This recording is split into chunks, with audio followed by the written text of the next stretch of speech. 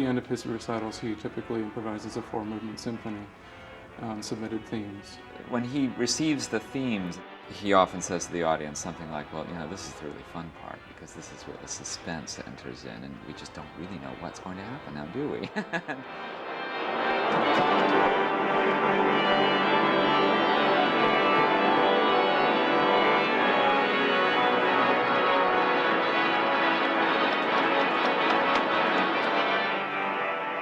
Of course, he studied improvisation in France, but he also combined it with wonderful wit and with just absolute genius. I can remember hearing once Pierre Couchereau, and I've often thought that Gerre was almost the successor of that style of improvisation.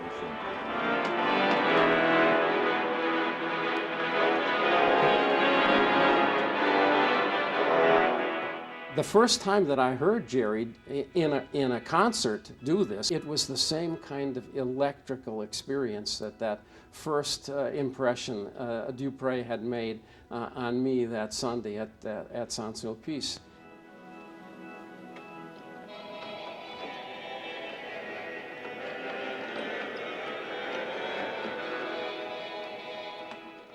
I mean, he took the French improvisation style, but he made it his own American style. No Americans that I know of were improvising as part of their concerts at that time.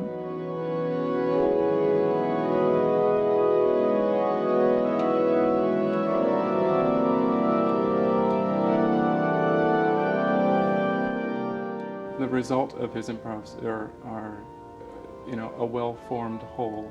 The theme he receives is spur of the moment. When you get to the end, it was as if the end was planned from the beginning.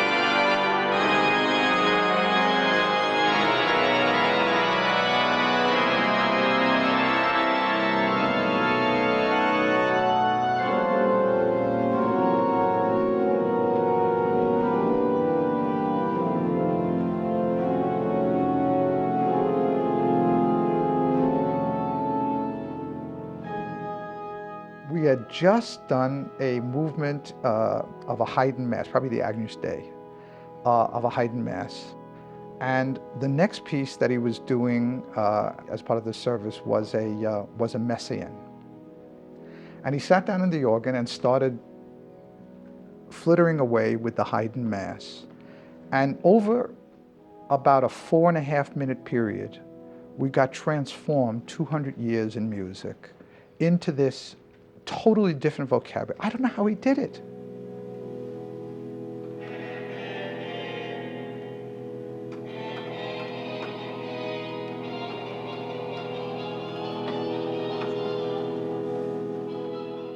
The pages went by, the years went by, and somehow, effortlessly and totally smoothly, we wound up in the language of Messiaen, and he was sort of cueing the piece. It was the most astonishing thing I think I ever heard in my entire life.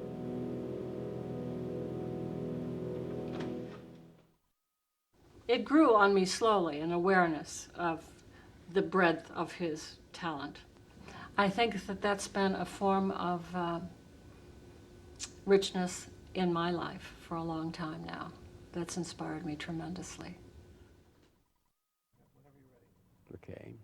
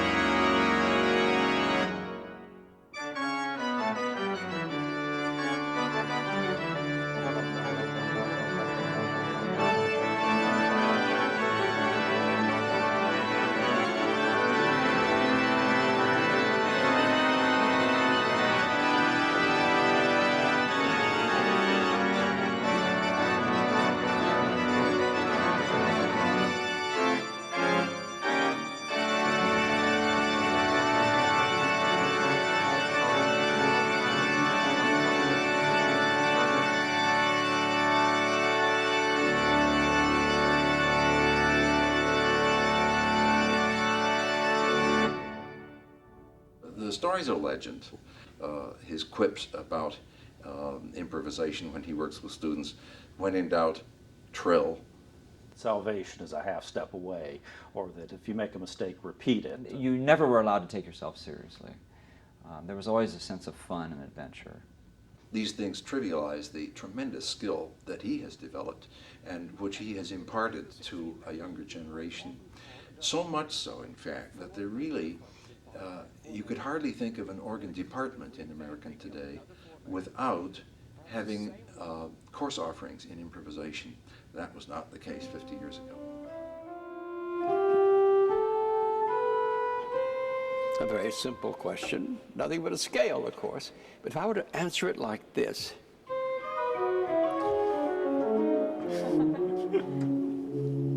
it would not be very convincing. Many of us have seen Gerre do his workshops on improvisation, for some that can really improvise, some that have absolutely no skill whatsoever. And it's always fun to watch. Andante still. That's a very popular tempo. Very chic this year.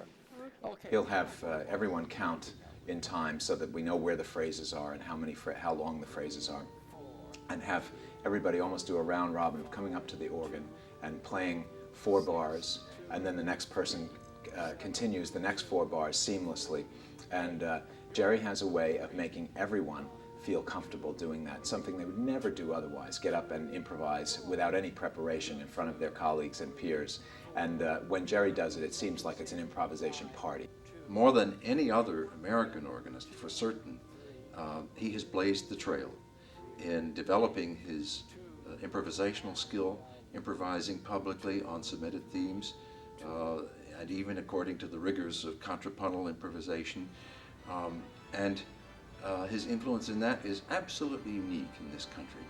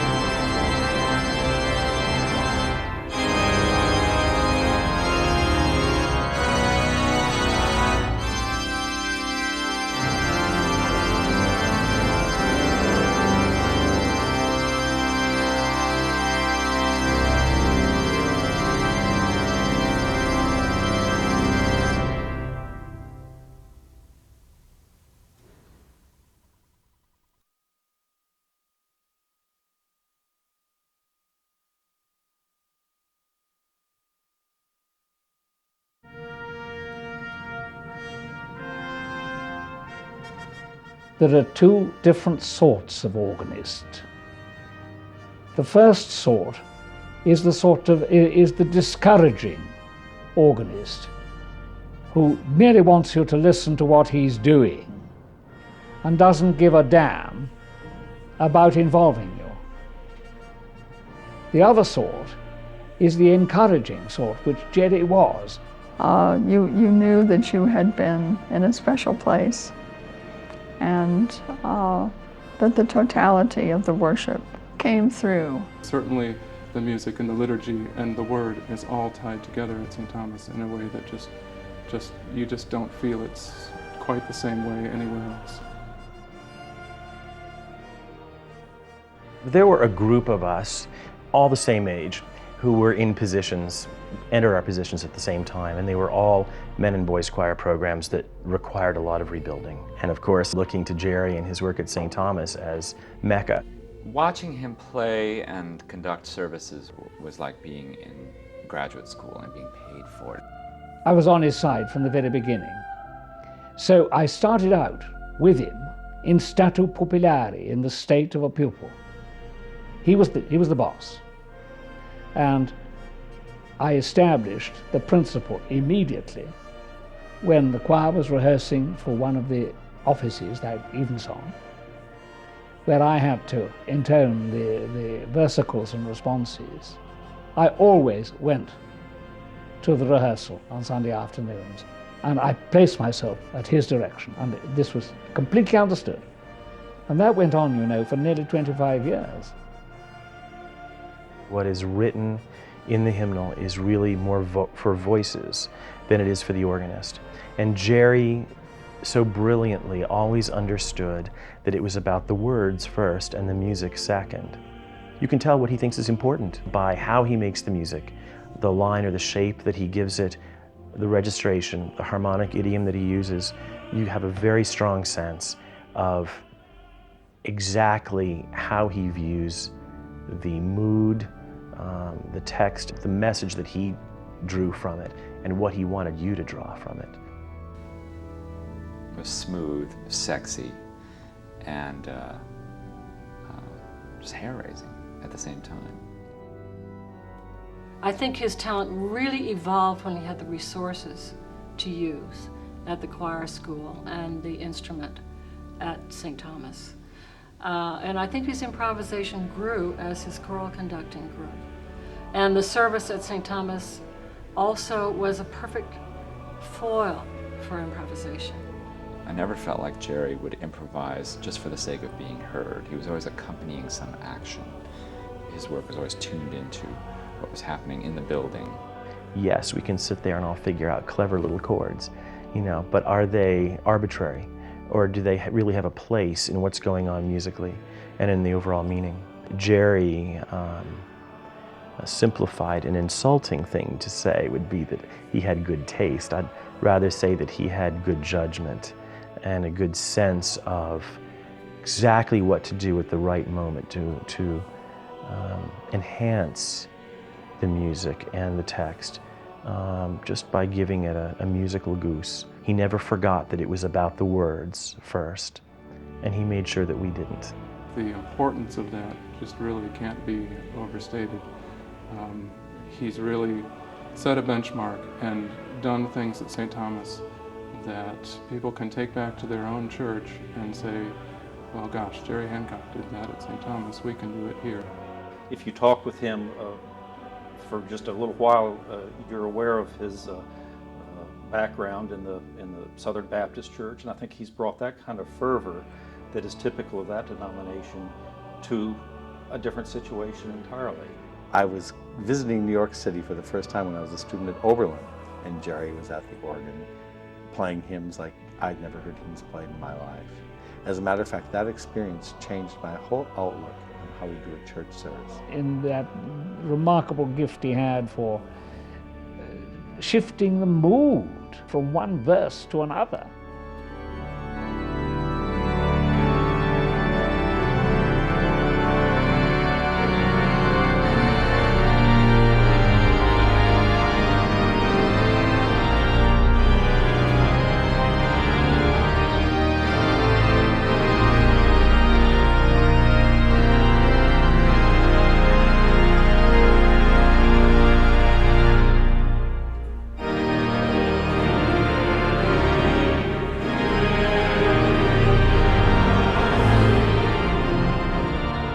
All of a sudden you're in the middle of a hymn and just something happens And it just underlines the meaning of a word or a phrase or the overall feeling, the mood, and the message of a hymn. It was always there.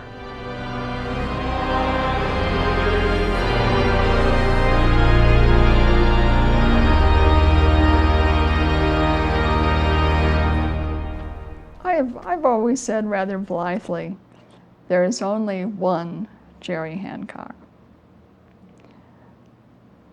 But I've come to realize the truth of that. He's a very complex man. And that comes through in so much of what he does. The last Sunday that he played at St. Thomas, I have a hard time, as you know, talking about that because it was a deeply emotional experience. The old choir boys came back, hugely expanded choir, and they sang that morning.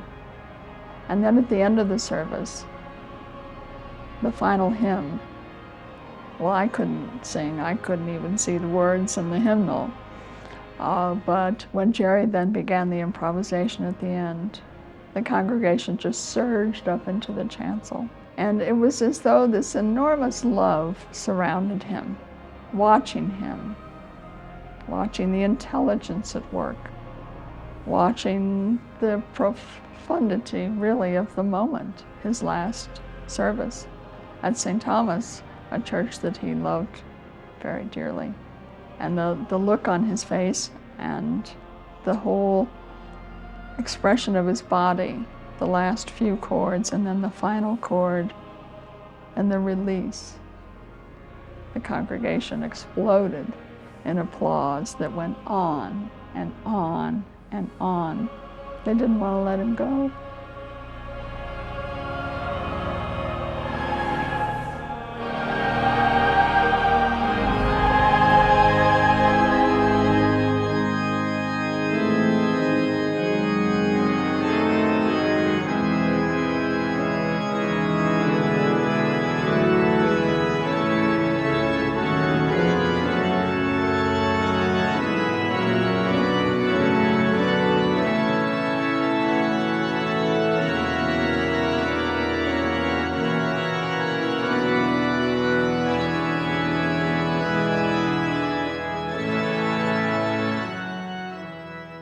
University of Texas at Austin. Already there's a thriving and flourishing School of Fine Arts that has been in existence for more than half a century. So we're going to have a challenge as we leave St. Thomas to keep experiencing that beauty. We're going to have to recreate our own beauty in a different setting. The thrill will be doing that, of course, with students of a more advanced age and more accumulative experience. And we simply hope to be able to build a program whereby younger musicians can come and learn the art and craft, the nuts and bolts of being a creative artist within the setting of a religious institution. This is going to be a really exciting venture for us.